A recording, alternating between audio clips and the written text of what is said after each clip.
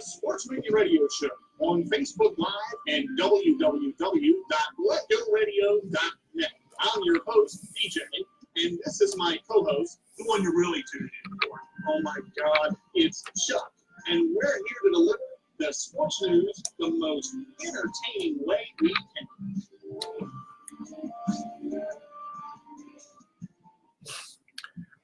What's up, everybody? It's that time again. It's D to the J with the roll away, and I'm rolling my way to a theater near you to say I hope everybody's doing well today. Hope everybody's having a great time. We are glad to be together again for the Sports Minion Radio Show. Sorry, trying to turn my phone down as well. Just wanted to go through a couple of things with you guys. Got a couple things to go over here. Let me get my phone turned to silent, or try to anyway. There we go. All right, so we're going to have a special guest at the close of the show, so I'm going to go over these a little bit. The June 17th through the 23rd of August is the Tiger Academy of Martial Arts Summer Camp. That is 7:30 to 6 p.m. Ages 5 to 13 years of age. Prices include one martial arts class and field trips also. And the martial arts classes are daily. To find out more on pricing and more education about the martial arts camp, please call 757-488-3882. Welcome to the Sports Minion Radio Show for those of you who are coming in. Also, we have the July 14th launch of the Kelly's Choice Cares Network Mixer. That's going to be July 14th. That's going to be from 4 to 7. That is at 6212 Jefferson Avenue. We're going to have Miss Catherine come in about 1:45 and talk a little bit more about that. So get ready for that and be part of it. Now we also have the November the 16th is the Kelly's Choice Cares Gala Ball. Y'all know I'm going to be ready for that one. You got to get ready to go on that one, because all of your formal attire, your tuxedos, your suits, your ties, your hair gel, your shiny shoes, your black socks, your ties, maybe your brown socks with the little penguins on them. I don't know. We want to have some great-looking people and come out. This is going to be for the nominations for all of the caregivers in the area. We are very excited to do this. We do this every year. It is going to be at the hub. It's going to be 6801 Bridgeway Drive in Suffolk, Virginia, 23435. That's from 4 to 7, possibly 8 o'clock. So we want to give that time in there. May run a little long. Y'all want to bear with us on that. Got a lot of things to cover today, a lot of things to go over. So I do want to make sure that you guys know. I've got some great sports stories to go over with you guys real quick. The top story today that I want to go over, baseball has suffered a great loss, and I want to just talk about this a little bit. Patrick Corbin for the Washington Nationals really went through a tough spout last night. He lost his best friend, and I want to talk about this. He wore number 45 to honor his best friend that he had in his wedding last season, and I want to read a little bit about this. Washington Nationals left-hander Patrick Corbin wore number 45 in his start against the Miami Marlins on Tuesday to honor his friend Tyler Skaggs. Skaggs, 27, was found dead at a Texas hotel on Monday. Corbin normally wears number 46 and was given the option to bypass the start by the Nationals manager Dave Martinez, but insisted on pitching. They came up together, Martinez said before the game, according to MLB.com's Journal Collier. His best friend. He was emotional earlier, but wants to pitch. He feels that's what he needs to do. Now, to say that Corbin pitched well is an absolute understatement, because he pitched one heck of a game. Corbin pitched well, tossing 7 innings while allowing 1 earned run and 6 hits in a no decision. But Nationals ended up winning that game 3-2 at the bottom of the 9th. And I got to tell you, the last hit of the game, it happened. I watched the entire game. Corbin was very emotional in a post-game press conference, and I want to just read a little bit more of this. Both Corbin and Skaggs were selected by the Los Angeles Angels in the 2009 draft. The pair spent 2009 and 2010 pitching together on the same minor league teams and were both traded to the Arizona Diamondbacks in 2010. They continued to pitch together in Arizona, the minor league system, before they both debuted with the team's big league club in 2012. Skaggs was eventually traded back to the Angels in 2013, while Corbin spent 6 seasons in Arizona before signing an offseason deal with the Nationals this past December. Now, to talk a little bit more about this, and you know, you hear me a lot of times talk about overcoming adversity. When you deal with the loss of a best friend that has been with you, you know, your whole life, you know, whether he was in your wedding, and you come up through the reins together, as they would say, and you go through life, you know, you face adversity together, there's hardships, you know, good times, bad times, and to go through that and to be able to say, look, you know, this is exactly what's happening. To lose a friend that has had that positive of an impact on you throughout your everyday life, and to go out and pitch the game that Corbin pitched.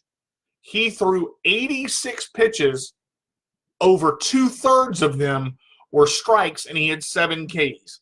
Now, and his stuff, and plus that game was delayed by rain for an hour and a half.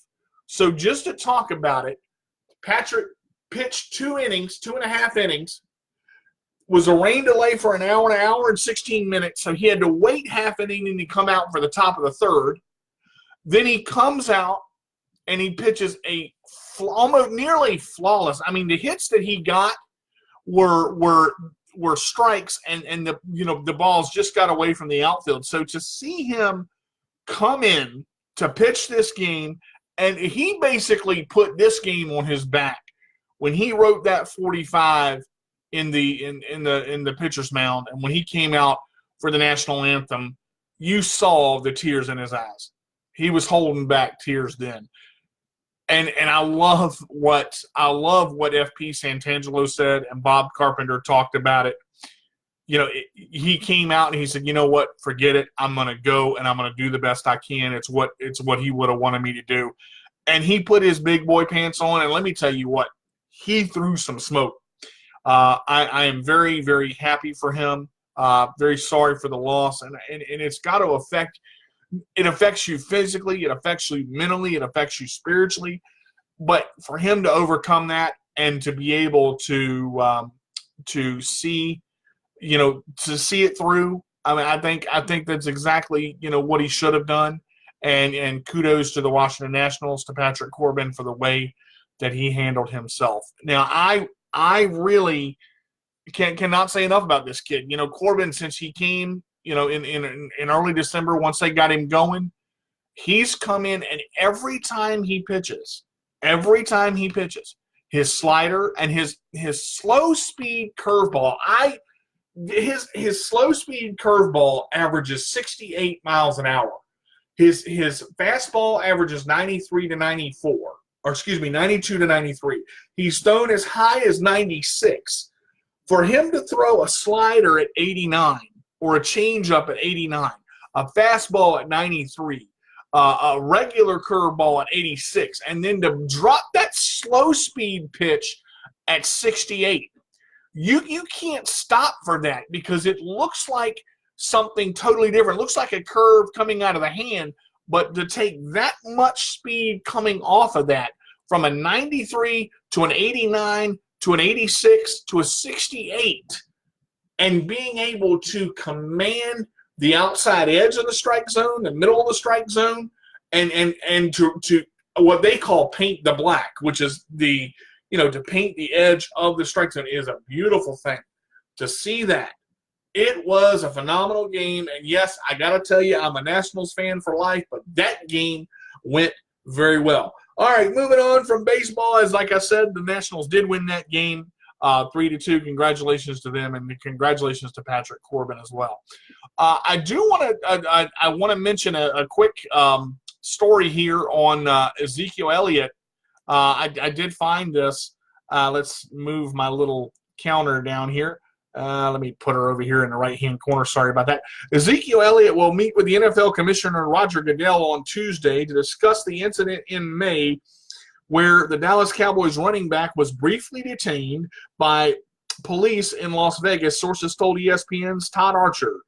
Though Elliott was not charged, players can be subject either to a suspension or fine under the league's personal conduct policy without an arrest occurring. Elliott was handcuffed after an altercation with a security guard at a music festival, and the incident was recorded by a bystander and uploaded online. The 23-year-old was suspended for 6 games in 2017 for violating the league's conduct policy after an ex-girlfriend said Elliott abused her.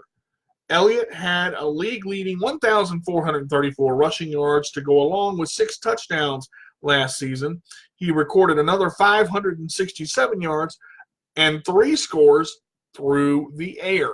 All right, so let me talk a little bit about this because in a way I'm a little bit how can I say, I'm a little bit offended by this. I've always heard this, and here's the thing, the innocent until proven guilty. And basically you look at this and you say, okay, what's going on? He was not charged. Everything was apparently dropped.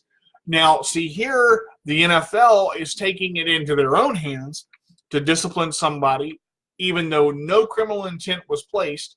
Now, I'm not saying if something happened, he shouldn't be charged, but if you're innocent until proven guilty in a court of law, why can't you be innocent until proven guilty in the NFL? And I look at this and I go, wait a minute. I go, okay.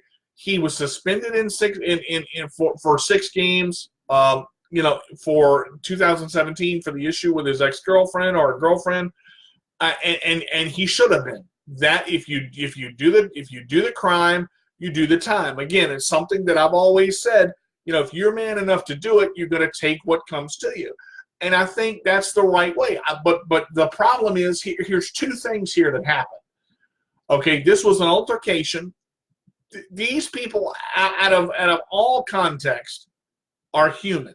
You've got to look at the human side of this too, because we talk so much about running backs and quarterbacks being, the star players of their team, and you got to uphold the NFL's image and your image because you're a star, and you still got to be, a man about things, and you got to do this and you got to do that. Social media this day and age videotapes and records everything. Everybody's got phones and camcorders on their phones, and anything that happens to any player who is nationally publicized or is on camera, who is on camera a lot, any player in the NFL is subject to this. You can have no normal life anywhere you go. You're going to have cameras and tape recorders in your face all the time. You have no mental faculty, no rest, no respite, nothing going from anywhere. And yet, anything that happens to you, you scrape your knee on the sidewalk, there's a camera in your face somewhere saying he fell on the sidewalk on purpose. He damaged the sidewalk. He should have to pay for that sidewalk. It ain't their fault that he scraped his knee. Now, in another sense, where you do something stupid, and I'm going to say it, Mr. Wilson said it earlier today, there's a big difference between doing stupid things and being dumb. When you do the same thing over and over and over again and you don't take the discipline that you get, that is stupid. I'm not saying people are stupid. I'm saying they do stupid things. Okay? There's a big difference. But in a situation like this, where a bystander records it and records what happens, it's good and it's bad because you've got, proof of what happened. But you've already got enough that you're an NFL player and you're handling all this and all of this is going, and everything stays with you everywhere. And here's the thing. You cannot sit here and say, all right, this happened. And like I said, if he did something where he should have been disciplined and should have been fined and should have been suspended, which he was in 2017, fine and dandy. Okay, you take the disciplinary action. That happened. You move on. There was no charges. There was nothing happened. It wasn't even. I mean, it was a big deal, but it wasn't because it was basically dismissed. Okay, so you got to look now to see if Roger Goodell is going to fine him or suspend him. What's going to happen now, and where is this going to come to? What's the point of this being? All right, so that's there, and that's just my take on it, guys. If you want to call in and talk about this, you can call into the Sports Minion Radio Show. We are live on letgoradio.net, www.letgoradio.net, 757-774-7552 to call in and talk to the Sports Minion live. I got one more football story for you. I do want to move in just a little bit on this one. Now, this one's a little bit different, okay? Adrian Peterson of the Washington Redskins, I want to mention this, reported Peterson ordered to pay back $2.4 million. Just going to read a little bit of this and go over this. Washington Redskins running back Adrian Peterson has been ordered to pay nearly $2.4 million to a lending service after he defaulted on a loan, according to court records reviewed by the Baltimore Business Journal. Democracy Capital Corp. Of Bethesda, Maryland, sued Peterson in June, claiming that he didn't pay the balance of the $4 million loan. $4 million loan he took out in April of 2016. According to the court documents, the loan carried a 15% interest rate, but when Peterson did not make the first payment of $200,000, the number jumped from 15 to 23. The loan was due in February of 2018, but was not repaid. But the company did receive a $1.65 million payment in July of that year after properties in Rhode Island that were used as collateral were sold. Another payment of $50,000 was made in December. Judge Richard S. Bermholt ordered Peterson to pay $2.4 million June 12th. The sum includes legal fees and interest. All right, so let's go ahead and shorten this a little bit just so we can talk about it. If you take out a loan, pay the money back. Don't take out a loan if you can't pay it back. $4 million is $4 million. It ain't like Peterson don't have the money. It ain't like Peterson ain't still making the money. Pay it back. Bottom line, bada bing, bada boom. Pay the money. Easy. Call the Sports Minion, talk about it. He ain't got $4 million to loan you, but AP, pay the money. You done dealt with enough stuff in the NFL. Get this off your shoulders. Get it done and get it finished. All right, so bottom line, if you take a loan, you got to be careful with these loan companies. And interest, let me tell you, interest will get you. Big time, big time. And you got to read the fine print. These interest on these payday loans and everything like this, they will get you. If you take out a loan, don't take what you can't afford. Look at the interest and really calculate it before you decide to take a loan out. Live on the Sports Minion Radio Show, talking a little bit of money. Got to do what you got to do. Got to be with it.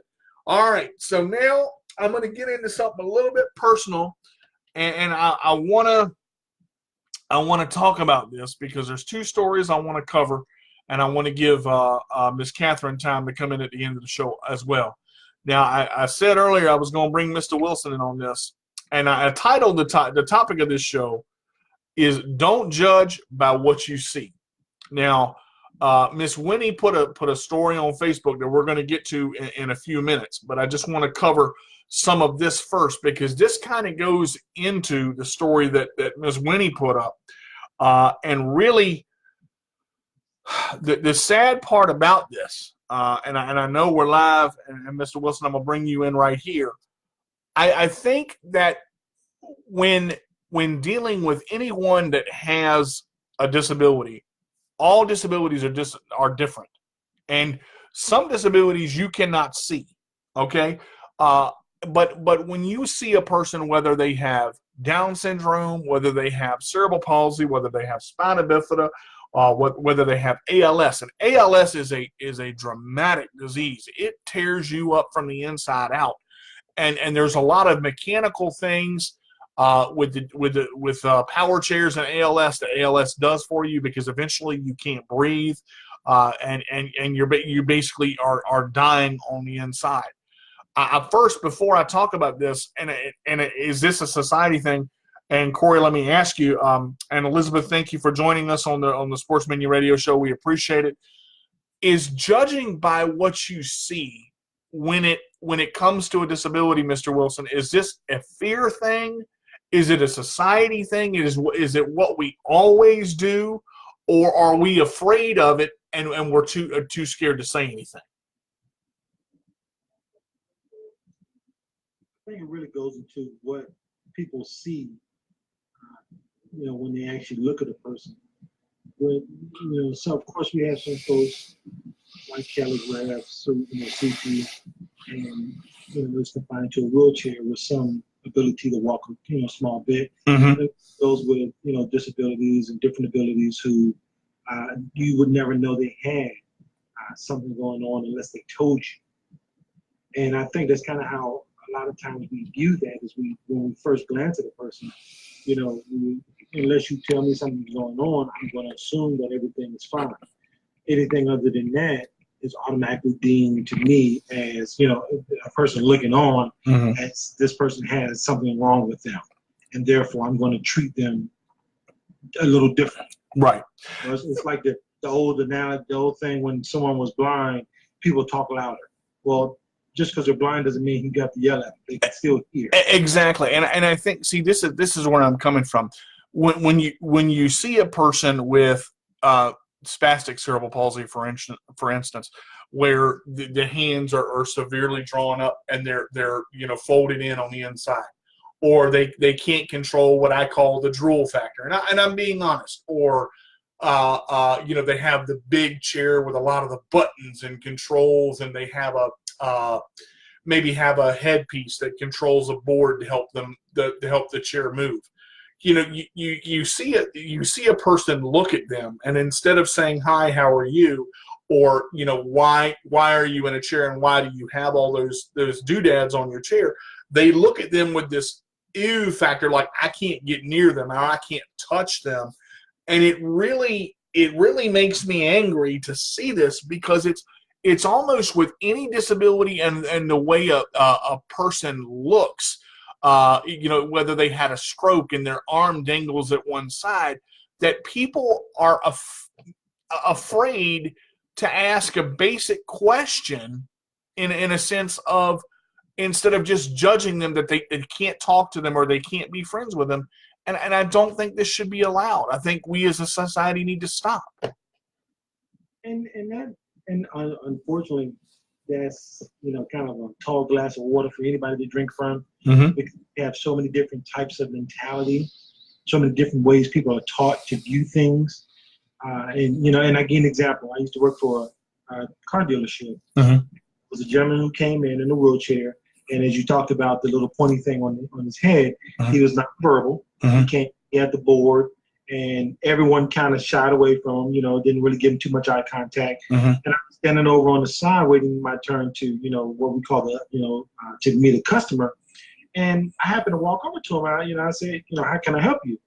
And, he pointed out what he wanted, what he was trying to do. And him and I, kind of developed a little conversation. We went outside. He told me what he wanted. And, I showed him some items. He said, okay. Didn't really say, anything after that. Didn't really do too much more discussion. Right. And about maybe 45 minutes later, the young lady who was with him was the person who deals with all of his finances. Right. And she walked back in. She said, hey, look, I understand earlier, gentleman was here to look at some vehicles. And she said, he told me that you were the only person to talk to him. And at first he was going to leave, but he had already been to a few other places and nobody talked to him at all. Wow. And she said he felt comfortable with you and wanted to buy a car from you. He was buying a van. Mm-hmm. Wanted to buy a van from you. Are you available? And I said, yes. And we went ahead and, did the transaction, and he bought that van. And, it was just that's how people, no matter where you go, no matter what, people, if they see that there is something that they consider not normal or, normal-ish to them, and the definition of normal-ish or, ish on the back of anything is a like idea, what I perceive it to be, even though it's something different. Well, I mean, to me, and from what I've understood, there is no normal, because normal is inside each individual person, and the normal comes out as what you is a perception. There is no normal. Very true, and that is the key. But see, you have to understand one thing about what we consider or what society considers normal is if two or more perform in a certain way, Mm-hmm. and there's one that does not perform in the way that those two or more are deemed to perform, then that group that's two or more is considered to be the norm, and everything else is not. Right. Yeah, but that's kind of how society sees it. So if we have, granted, let's say you have 100,000 people born every year with cerebral palsy, or one in right now I think we're at what 2 out of 3 or 2 out of 5. Yeah, 2 out of 5. Autism. Yeah. Just some numbers. But if you have out of those 2 people, 3 others are born with non-autism or any cerebral palsy or whatever. Right. Then those 3 would be considered the norm, and those 2 would be considered the ones who are what we deem non-normal. Right. Have some form of disability or different ability. But the unfortunate side to that is we start to actually put that stigma on everything. Exactly. I'm full of examples because I'm always coming across stuff. I was inside a store, and this young little girl was with her grandma. Mm-hmm. Prime example of how we stigmatize people. And this little girl, she couldn't have been no more than about maybe 9 or 10 years old. She was just happy-go-lucky. She was walking around just playing and just enjoying herself. Having a good time. Having a good time as a child should. Mm-hmm. And the young lady, a woman walked up and said, "Excuse me," and the grandmother instantly said, "Oh, excuse her, she has autism." Whoa! And I was like, "What?" Wait a minute now. Okay, so I thought it was just a random thing, but see, this is how and as we progressed on, I was in line. I was probably about maybe 4 people behind them, and the little girl was at the register talking and playing, and the little girl put something on the counter, and she said, "Grandma, can I have this?" And she said, "No, put it back." And then the clerk said, "Oh, it's okay, And she goes, "Oh, she has autism." And the little girl stopped, and she said, "Grandma, listen. Stop telling people I have autism." She said, "But you do." She said, "But they don't know that unless you keep telling them that." Huh.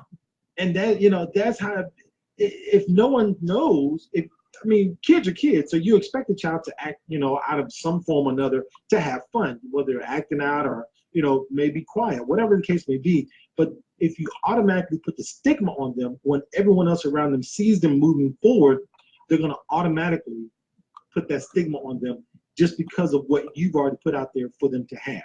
And that's not fair for that child. Exactly. Exactly. The problem there is the grandmother, to me, is stunting the child's growth in a way because she and the child even said, "Grandma, stop telling people that I have autism."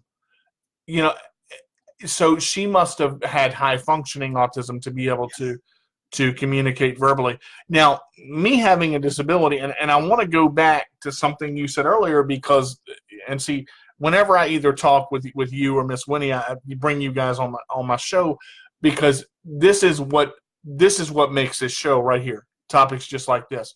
I want to go back to the car dealership and the individual that you dealt with. Now, you're talking about a car dealership that's probably well known and has a lot of vehicles. An average handicap van nowadays is anywhere from $49,000 to $60,000 fully loaded.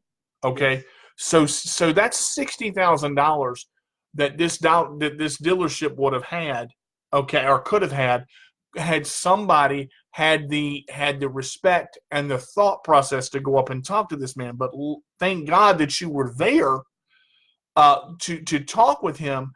I just wonder in a place of business where cars are going to be bought, if you know how to, because if you're a car salesman, you have to know how to talk to people, because they're not going to put you in a car in selling a car if you're shy or if you're introverted to where you can't, because it just doesn't happen.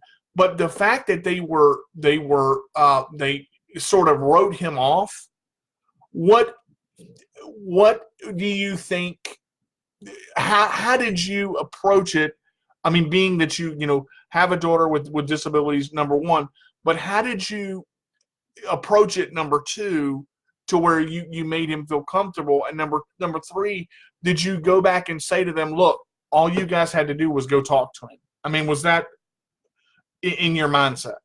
That was a conversation we had with the two folks who were at the door. Mm-hmm. But when I approached the gentleman, I was standing off to the side, and I kind of saw him he was sitting in the middle of the showroom, just kind of spinning around looking at, different vehicles, just not even really moving, just kind of, what he saw, just glance over, turn around a little bit, look at something else. And, I looked to see if I was going to help him, because, we never want to step into anybody's deal. Right, step on any toes. Mm-hmm. Right, so, I waited for a second or two, and I looked, and I noticed nobody was going up to him, and I, kind of moseyed on over, and I got close to him, and I said, sir, can I help you? How can I help you? And he kind of looked at me, and kind of like a little dazed, because I guess he wasn't used to someone just actually approaching him to ask him, without actually feeling pity on him. Right.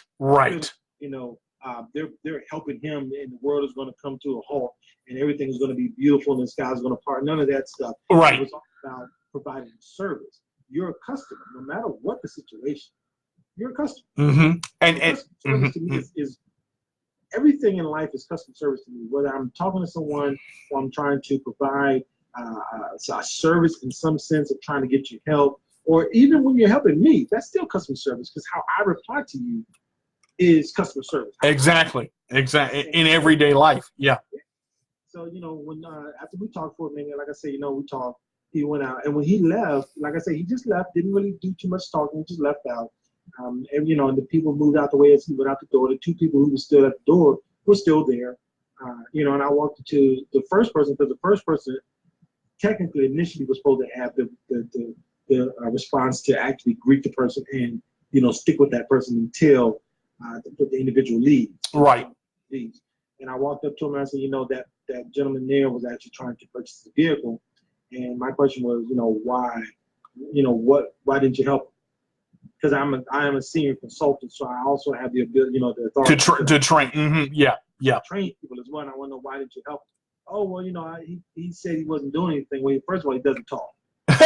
Exactly. What's the problem? So you got some verbal out of him that we didn't get. You got something that we didn't get. So, the thing on the stick on his head was for him to talk. You saw the board.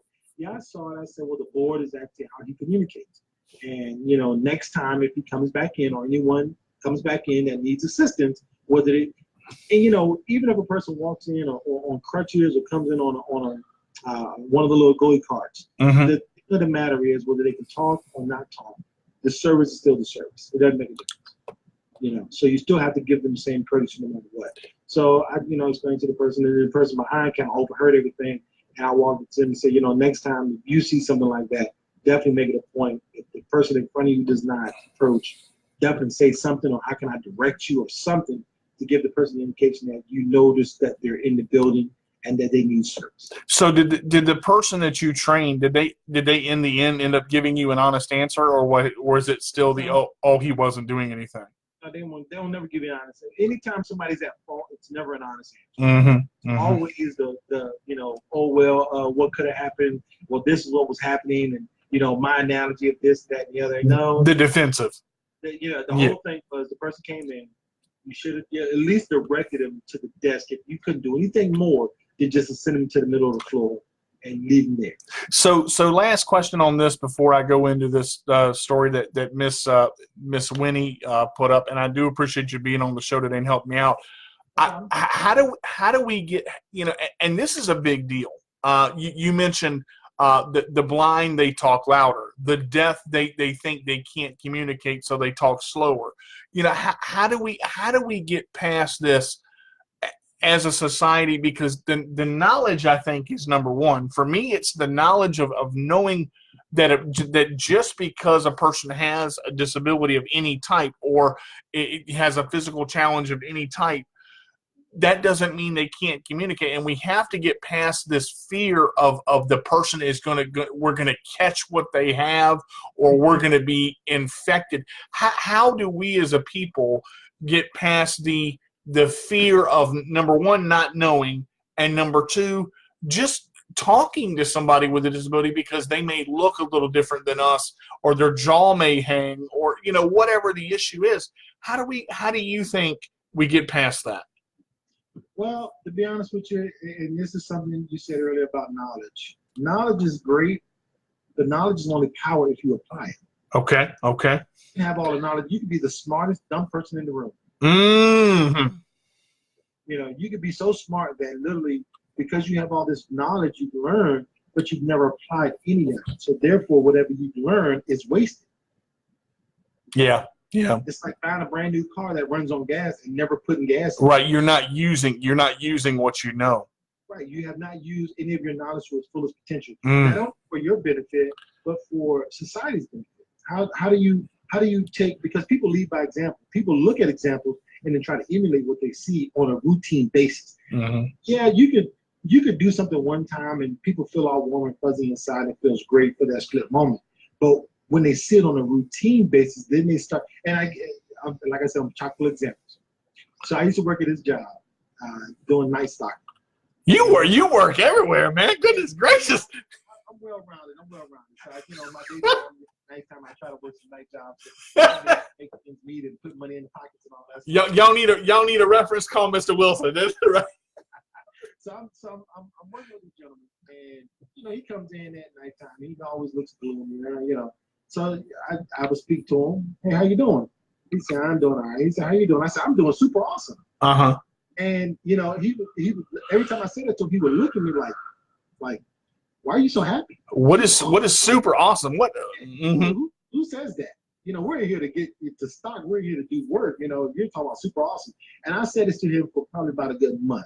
And one night I asked him, how was he doing? And he said super awesome. He said, I'm doing super awesome. He gave me a big old smile. And that night you could see the energy level in his work change. He was hustling. He was doing, because of course, you come in and now you're tired, you're doing stuff, you just do the bare minimum. But we were working together and you could literally look over and see the rhythm and the movement. And, because of my energy being up, he was doing the same thing. So people only do or only change when they see examples on a repetition. If they don't see it on a routine basis, then they feel it's a once and done. So therefore they figure, why do it, or why change something when it's not the norm? Well, but see the problem there, and we might end up covering this other story next week, but I want to hit on this because you just nailed something right out of the park. That people only see change when they see it happen, or when they are interacted by other people. People can make a difference just by showing kindness to someone. It's not just, I mean, you just nailed an example. Let me give you one.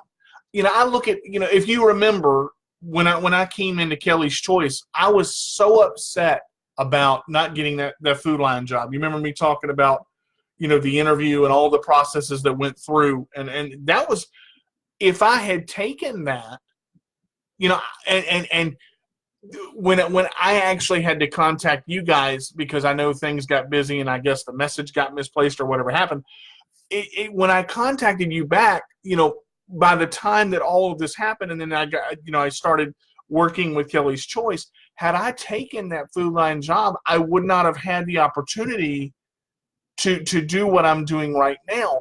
So I guess the impact on a person is, but it's all depending on that first impression.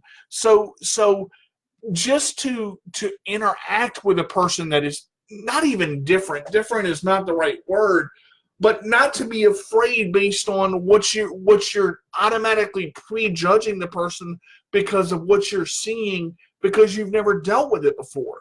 You've got to get away from the I'm so scared to do this. Can we push past that barrier, so to speak? Because we ourselves are putting the barrier on ourselves. Do you not agree? Yeah, you're right. Definitely agree. But look at it like this. When you see a person with a cold, no matter what the situation, what do? Yeah. And you, right. This person to be, you would, in society's eyes, you consider this person to be normal, but something is different about them. Mm-hmm. They're not at their 100% game as you would consider. So therefore, because of that, let me kind of back off until I know that they're 100% better. Right. Right. About, different abilities, or it's never a situation in a lot of cases where a person is magically healed overnight from cerebral palsy, Right. or autism, or anything like that. So therefore, that person always has that stigma on them. They're always walking around with that ill factor, even though they're just like anybody else. We're all the same. And I think that right there is where we need to be, because we all have a heart, we all have a mind, and if you look at a person that is differently abled or has a physical challenge or a physical handicap or whatever you want to call it, in a job situation, they're going to work because I think they value. Not saying another person won't value it, but they value what they have because they had to work so much harder to get it. Not saying that the so-called normal people don't work as hard, but it's different. It is. I mean, I know you're trying to, but it's different. And you can say that because of the fact that for what we consider a normal person, if they lose a job, they'll always go out and find another job. Exactly. If they need to. But with the person, when you have a person like my daughter or yourself, even myself, because I always tell people, looking at me, you would think, whatever the case, but I was born with a foot. So, just looking at me, you would, okay, he's like everybody else, but in actuality, I'm in the community as well. Mm-hmm. So I understand what it is to growing up. I was talking to a guy yesterday, and we were talking about the white shoes with the bar in the middle. Mm-hmm.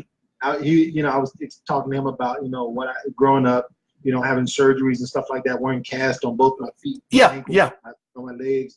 And then, of course, as the cast came off, having to wear the white shoes with the bar in the middle to try to help my gait so I can learn to walk again. Sure. So people don't understand these things of what all it took to see what you see today.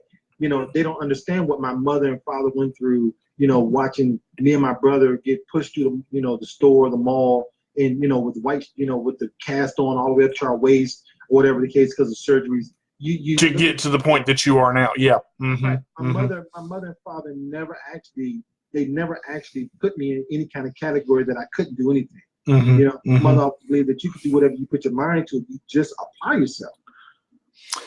And see, we're hitting, and this is kind of like the baseball game of life. I kind of say, you just, I mean, I could go a whole nother hour show just based on what you just said. Sometimes parents will shelter their children because they are afraid to let society, for them to be a part of society, because they know how cruel society can be. But in the same sense, I think you've got to go through a little pain to get some pleasure, and you've got to what I would say toughen up to get to the reality of life is not going to be all sunshine and rainbows. I think everybody knows that. But see, and you said it earlier, if we can, all you need to do is smile at someone or just say hello to someone, and you may not know who you might bless, because that's something you took a chance. Well, you didn't take a chance, because you've been exposed to it. And I think it's that exposure, whether it's through Kelly's Choice, whether it's through conferences, whether it's through, being on the radio, listening to my angelic voice or not. I think you get to a point where when you, I think that's why I think spina bifida and autism and cerebral palsy conferences are so important, because you're getting that knowledge that a lot of people are so what's the word I'm looking for? Not dumbfounded, but so the now they don't know, they don't have enough exposure to know how to talk to someone. And I know that seems kind of kindergartenish, but it's true. You have to, if we can get past the fear of, oh my God, what is this going to be like? I think that would solve a lot of the majority of the problem. Yeah, I think we just really, as a society, we just have to look at it's not going to kill me. Mm-hmm. And I'm not going to change, physically or even mentally. I may, in some sense, become better for it because, of course, I'm opening myself up to something that I hadn't experienced before. Mm-hmm. And now I have a different mindset, a different eyesight to see things different. I can see how injustice happens to people, who are in wheelchairs and don't get, I was at a place the other day and I was like, why in the world is this $1 million company and they don't have handicapped accessible doors? Like, why in the world am I over here fighting to get this heavy door open and this company makes money? This doesn't make sense. It ain't like they can't put, yeah. Mm-hmm. And you're supposed to cater to people who, are coming into your facility for service. So that includes everybody. Yep. Go ahead.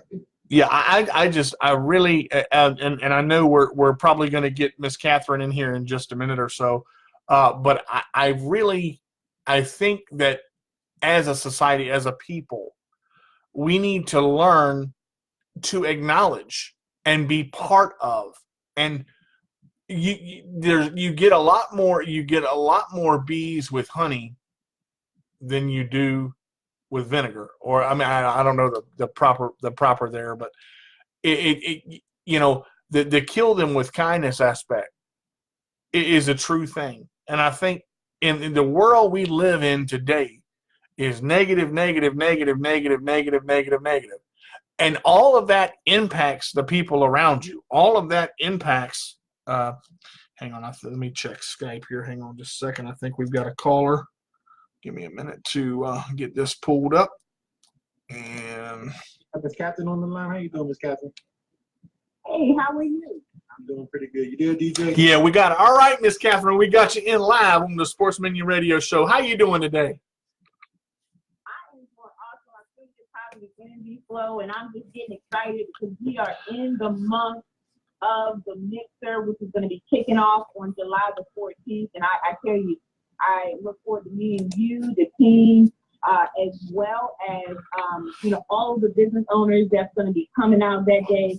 It's just going to be a phenomenal event. It's going to be an opportunity for business owners to mix and mingle, but also, more importantly, to learn a lot about Kelly's Choice. This is a phenomenal organization that's in the Virginia area. Can you tell us just a little bit about what this network mixer is going to accomplish, and talk a little bit about what we're trying to do for Kelly's Choice, if you don't mind? Go ahead and talk that up a little bit. We want to hear your beautiful voice on the air. Go ahead and give us a little bit, Miss Catherine. Absolutely. Thank you so much. So Kelly's Choice is a phenomenal organization that started years ago. My mom and dad, their mom, who's also obviously the founder of the organization, had a dream in mind to not only care for her daughter, but there could be other individuals in the community that have cerebral palsy. So one, educate, but two, also create a safe haven for individuals to come together as a support system and as a support team. And I just really embraced the mission and what Kelly's Choice is all about. And on that specific day, we're bringing together for-profit business owners that want to partner with Kelly's Choice, but we're also bringing out and bringing together leaders of other civic organizations that want to be a part of the movement of what's taking place. So we're calling it the KC Network Mixer Summer 2019, obviously hosted by Kelly's Choice in collaboration with Let Go Radio. We do have two featured businesses that we would like to highlight. But before I mention that, I also want to plug that you're one of our guest speakers, and we're super excited about that. The energy that you give off every single week of your show. I just want to say it's infectious, but it's also empowering. I know it's a sports radio show, but even with that, the energy that you give off, we just can't wait for what's going to happen on July 14th and when you speak and share words of inspiration. And I think we all will get something from that. Thank you so much. I appreciate that. Can you talk about? Now I know there's some sponsors as well. I think was it Candy Sweet Dreams was one of those, or that are coming in also. Candy, yes. Let me talk about that. So Candy Sweet Dreams, she is a business owner in the Virginia area. So her business, they create fruit arrangements and baskets and things of that nature. If you want to check her out on Instagram, you can go to Candy Sweet Dreams, and she's also on Facebook. And she's one of our in-kind sponsors, where she's going to provide a sea of fruit arrangements. So come looking to have some tasty treats that day, because it's going to be absolutely phenomenal. And she's going to prepare enough for everyone that attends that day. But then also, which is going to be awesome, we have a visual artist. Yeah, I'm looking forward to that. I know you talked about that. And he's going to do a live painting as well, correct? Yes, he's going to do a live painting. It's going to be something special that's going to happen at the end once he's done. He's going to do a huge mural, okay? Awesome. And he's going to do this mural live while the mixer is going on, while the speaking is going on, while we're all connecting and networking. He's going to actually be creating a live mural. And then at the end, it's going to be something special that he's going to be presenting. And so the name of that art gallery is called Aha Purpose Art Gallery. And it's just, this is just adding an extra element to the equation. And when we talked to him, he really embraced the mission of Kelly's Choice and what the organization is doing and what they have coming up next. And so he wanted to provide a visual. I will say this. He's going to provide a visual mural that will speak to the heart of the mission of what Kelly's Choice is all about. And so I can't wait to see what that's going to unveil, but that's just what the piece is going to be about. Okay. Now what about, and I want to mention this in the last couple of minutes we've got, if some of these owners, the business owners want to contact you and get more information on how to get, to provide for the mixer and come in and network, how can they contact you and get in touch with you as well? Absolutely. They can reach me at 202-780-7301. Again, that's 202-780-7301. And my email is ct@CatherineTrotter.com. That's CatherineTrotter.com. And send me an email, give me a call. We are, definitely in a promotion mode to business owners. If you're listening to this show now, if you know someone that's in business and you're listening, share, spread the word. I do want to give another plug for another business owner that just confirmed that she's going to be an in-kind sponsor, and that's Miss Tiffany Wilson. And the name of her company is called Sweet Treats by Tiff. And she actually is going to be providing some arrangements for that day as well, as far as for refreshments. So we just appreciate all of the sponsors that supporting. Again, location, you want to come to 6212 Jefferson Avenue, Newport News, Virginia. And we will be having snippets going live on Facebook, Twitter, and Instagram that day. You guys definitely want to get in on the ground floor of this. Again, that's July 14th. That is going to be the launch of the network mixer. We're going to be promoting Kelly's Choice and all the businesses that are coming in that are joining part of this. This is going to be great. We want to thank Miss Catherine for coming in live on the Sports Minion Radio Show, Let Go Radio. If you guys are interested in this, don't miss out, because I'm telling you right now, 6212 Jefferson Avenue, come out and support us. It does take a village. Miss Winnie has said 1,000 times. Mr. Wilson has said 1,000 times. It takes a village. To finish this off, Miss Catherine, if you will, just tell us the main goal of what you hope that this accomplishes with the network mixer and with Kelly's Choice. Absolutely. So the main goal is, honestly, we're looking for about 50 business owners that come out. So if you're listening, be one of those 50. So our targeted goal is when at least 50 business owners come out, not just to come out, but to come out and network and collaborate. One of the things that we're working on and building as we are in our 6-month countdown for 2020, we want to strategically work with 50 different business owners that's in the Newport News, Virginia area and surrounding areas, so that we can build and network with them as we go into 2020. We have a lot of campaigns that we're going to be releasing under the umbrella of Kelly's Choice in 2020. And we want to partner with these business owners and really lay out the map of what we're going to be doing. And we want to partner with them, they partner with us. And there's some benefits and perks also for business owners to partner with Kelly's Choice. And we're going to reveal some of those pieces on that day on July 14th, some marketing benefits of that nature. So you definitely want to plug in. And then the ultimate outcome, as we continue to build our network, the mission of Kelly's Choice is going to spread that much farther. And it kicks off at 4 p.m. So again, you can plug in 6212 Jefferson Avenue. Follow us on social media at Kelly's Choice Inc. on Facebook, Twitter, and Instagram. We are looking forward to it. I'm looking forward to it. I'm going to be speaking as well, so y'all get ready because I'm going to bring it down. I'm going to roll with it because that's what I do. We want to thank Miss Catherine for being live on the Sports Minion Radio Show. We look forward to seeing you on July 14th, and I want to thank you for actually coming in and plugging this in on the show. We're always great to have you. Again, we want to have the support of Kelly's Choice and all the network mixer July 14th. 6212 Jefferson Avenue from 4 to 7 p.m. Come out, network with us, bring your business cards, come get some sweet treats. Going to have a great artist mural, all the things that Miss Catherine just talked about. Is going to be an awesome time. So we look forward to seeing you. I look forward to meeting you. Anything in closing, Miss Catherine?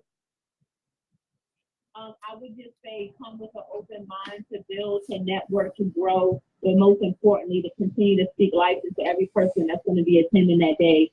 That day will be one of building, also one of connection as we continue to build with Kelly Choice and Let Go Radio. This is going to be an awesome experience, guys. Look, don't miss out, because if you miss out, you're going to regret it and you're going to miss the time of your life. So come out, network with us, be part of this great organization. Come out, and you know what? If nothing else, come out to learn something, because I guarantee you, when you leave this organization and when you leave this network mixer, you're going to know something you never knew before.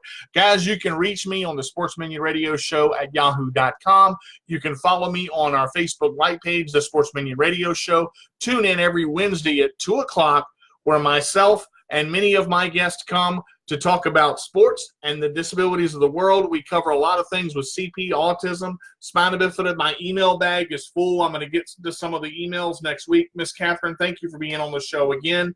You guys can catch me next week at 2 o'clock on the Sports Minion Radio Show. This is D to the J with a roll away, saying if you can't be good, be bad, but be good at it. We'll see you next week live on the Sports Minion Radio Show, where we deliver sports to the community the best way I can. Take care, guys, and thanks for being part of the Sports Minion Radio Show. Unfortunately, that's going to do it for this week's episode of the Sports Minion Radio Show. Oh, you don't get to hear my voice anymore. Until next week at 2 o'clock on Facebook Live and www.letgoradio.net, where we once again will deliver the sports news the most entertaining way we can. We'll see you next time. Peace.